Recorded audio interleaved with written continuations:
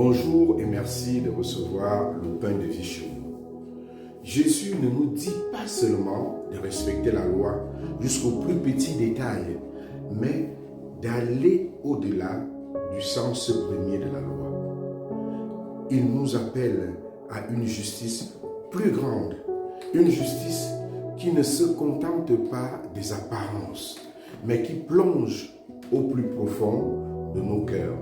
Jésus demande alors à ses disciples et à travers eux, à chacun de nous, de dépasser la justice des scribes et des pharisiens pour entrer dans le royaume des cieux.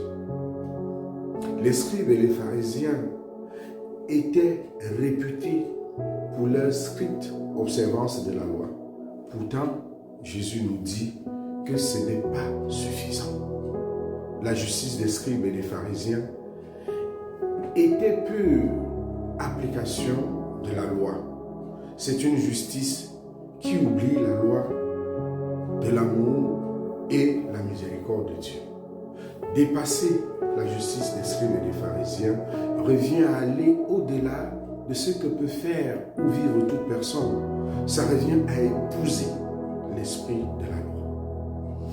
Le simple respect de la loi n'est donc pas suffisant pour le disciple du Christ. Le respect de la loi n'a de sens que si l'on tient compte du commandement de l'amour du prochain.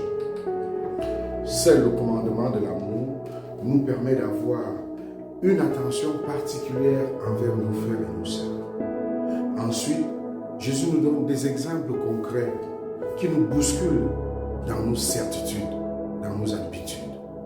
Il ne s'agit plus seulement de ne pas tuer, mais de ne pas se mettre en colère contre son frère ou contre sa sœur, de ne pas l'insulter, car la colère, l'injure sont des germes de la violence qui, si elles ne sont pas maîtrisées, peuvent vous conduire à détruire, à la destruction des relations.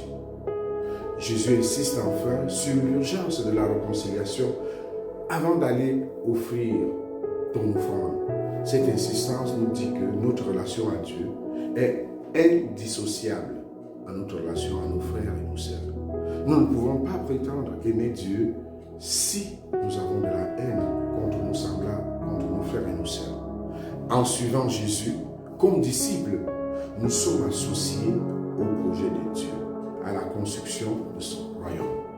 Une des caractéristiques de ce royaume, c'est que nous sommes frères et sœurs. Mais force est de constater que cette fraternité ne suit pas dans l'action. Cette fraternité ne suit pas dans nos habitudes au quotidien. Cette fraternité ne suit pas dans nos faits et dans nos gestes. Nous restons indifférents les uns envers les autres. On ne se reconnaît véritablement pas frères et sœurs en Christ dans ce que nous vivons dans nos familles et dans nos milieux de vie.